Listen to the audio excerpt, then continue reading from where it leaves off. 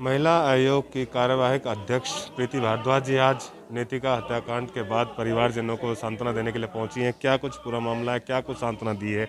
Madam आज आए हो, परिवार से मिले हो, क्या कुछ सांत्वना दी है? देखिए, आज मैं पहुंची हूं सबसे पहले इनकी मां से मिली। बहुत अभी भी घर में बहुत बहुत ज़्यादा दुख है। रह कर घर में रोने की, चीखने चिल्लाने की, दुख की एक एक आंखों में आंसू हैं और उसको देखकर मैं व्यक्त नहीं कर पा रही हूँ। बहुत दुखी है परिवार। उनकी माँ से मिली और उनकी सिर्फ दो ही डिमांड थी कि मेरी बच्ची तो चली गई, लेकिन किसी और की बच्ची ना जाए, ये, और दूसरा कि जल्द से जल्द मेरी बच्ची को सजा मिले। मैडम लगातार महिलाओं के ऊपर कहीं ना कहीं उत्पीड़न के मामले जो है वो बढ़ते जा रहे हैं। चाहे फिर पानीपत की बात करी जाए, एसिड अटैक की, तो उसको लेकर के महिला आयोग कुछ ऐसे क्यों नहीं ठोस कदम करता, क्यों नहीं ऐसे कोई ठोस दिशा निर्देश देता विभागों को या अधिकारियों को, जिसके चलते कि इस तरीके की कमी है? देखिए, अभी जो मामला पानीपत में आया 8-7 महीने पहले अम्बाला में भी आया था, और मैं आपके माध्यम से मैं बताना चाहूँगी कि राज्य महिला आयोग ने इस पर संज्ञान लेते हुए हमने अपनी जनरल मीटिंग्स में एसिड अटैक की बिक्री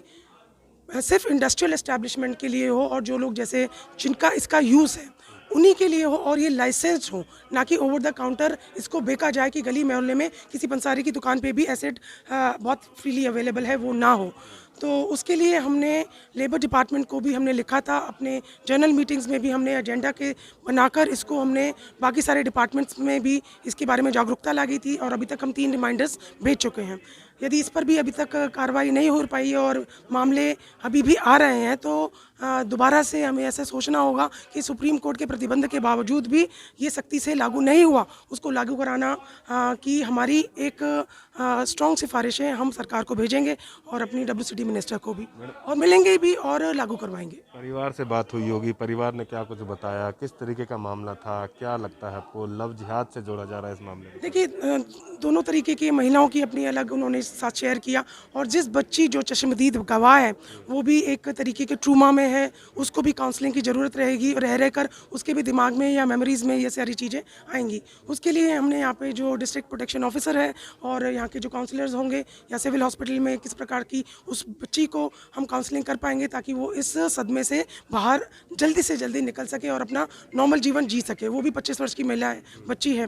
तो उसको भी, एक बच्ची तो गई और दूसरी बच्ची जो इसकी चश्मदीद गवाह है उसको भी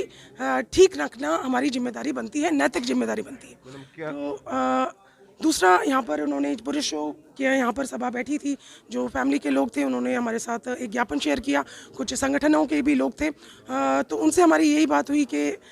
उन्होंने पिछले कुछ समय में इस प्रकार के मामले बढ़ते नज़र आ रहे हैं, और उसके उन्होंने तथ्यों के साथ बताया कि पुलिस में FIR भी फाइल हुई हैं। तो हमारे पास यदि एक जो उन्होंने डेटा दिया है उसके आधार पर उसको स्टडी करके हम आगे मामले को किस प्रकार से चलाना है वो आपके साथ हम जुड़े रहेंगे। क्योंकि मैडम इस पूरे मामले के सिर्फ एक ही आई विटनेस है, तो उससे भी आप मिले होंगे, क्या कुछ बताया उसने, किस तरीके से? विटनेस से नहीं मिली हूँ मैं, उसके बारे में जो हमारी बच्ची गई है उनकी माँ से, विजया जी से मेरी बात हुई है, तो उन्होंने ही मुझे पूरी जानकारी दी, तो उसको संज्ञान में लेते हुए आगे आयोग बच्ची के लिए हम लोग, जो बची हुई है बच्ची, उसके लिए हम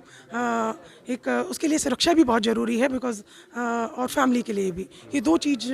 मुझे लगता है कि अभी तो यहाँ पर हमारे सारे पुलिस भाई, हमारे सुरक्षाकर्मी यहाँ पर मौजूद हैं, लेकिन ताकि, और यहाँ पर भी जगह, यहाँ पर गली मोहल्ले में, ताकि एक सौहार्द की और एक स्थिति बनी रहे जहाँ पे सेफ्टी और सिक्योरिटी के साथ बच्चियाँ बाहर निकल सके, तो उसके लिए भी एक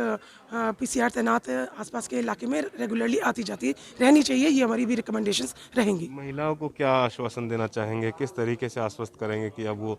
बेधड़क होकर के शहर में निकल सके, बाहर निकल सके? देखिए, आश्वासन, मैं, भारत एक सबसे बड़ा, one of the most important countries all over the world, यहाँ पर बच्चियों के साथ या महिलाओं के साथ जो अपराध हुए हैं या हो रहे हैं, ये ना समझें जो बच्ची के साथ हुआ उसको हम तो वापस नहीं ला पाएंगे, लेकिन आपके अंदर ये कॉन्फिडेंस, ये एनकरेजमेंट, ये परसिवरेंस, ये कॉन्फिडेंस हमेशा रहना चाहिए कि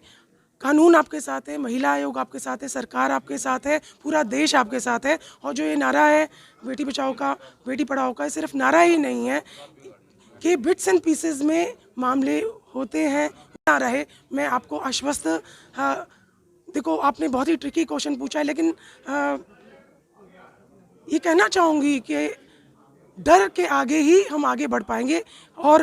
यदि आपके पास आपको किसी भी बच्ची को किसी भी प्रकार से अपने आप को प्रताड़ित महसूस करती है, गली मोहल्ले से बाहर निकलने में उसको डर लगता है, तो आप जो आपके पास मैकेनिज़म्स हैं, पुलिस है, महिला शक्ति, ये जो हमारी दुर्गा शक्ति है, रैपिड एक्शन फोर्स है, हर ज़िले में है, महिला पुलिस थाने हैं, उसका आप भरपूर इस्तेमाल करें। अपने आप फ़ोन्स में, सबके पास एंड्रॉयड्स फ़ोन है, आप इसमें आप दुर्गा शक्ति का आप डाउनलोड करें, 1091 है। हमेशा किसी भी समय आप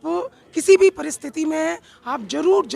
त्वरित उसके ऊपर अपने आप को ये ना समझें कि हम फ़ोन नहीं कर पाएंगे, तुरंत रूप से उस पर फ़ोन करें और पुलिस की मदद लें। पुलिस की मदद लें, ये बहुत ज़रूरी है। बिकॉज़ यदि आप ही डर के मारे या फिर समाज के डर के बारे में कि ये आदमी मुझे प्रताड़ित कर रहा है या मुझे फ़ोन कर रहा है, मुझे स्टॉक कर रहा है। दूसरा एक चीज़ और मैं कहना चाहूँगी कि सोशल मीडिया का आप इस्तेमाल हमारी बच्चियाँ कर रही हैं, लेकिन किस प्रकार से इस्तेमाल करना है वो हमारे को एक संवेदनशीलता, एक हमारे को ये सोच लानी पड़ेगी कि जिसके साथ भी हम ये मित्रता कर रहे हैं वो जेन्युइन इंसान है या नहीं है। तो थोड़े अंदर अपने आप के ही आपके अंदर आपको जागरूकता लानी पड़ेगी, तभी मेरे ख्याल से हम लोग इस समाज का एक अच्छे समाज का निर्माण करने पाने में हम लोग सफल होंगे। साथ में मीडिया से भी मैं ये गुजारिश करना चाहूँगी कि आप लोग भी पूरा इस महिलाओं में जो भी बच्चियों में बेस्ट से बेस्ट तरीके से जो अवेयरनेस कराई जा सकती है आपके थ्रू भी हो।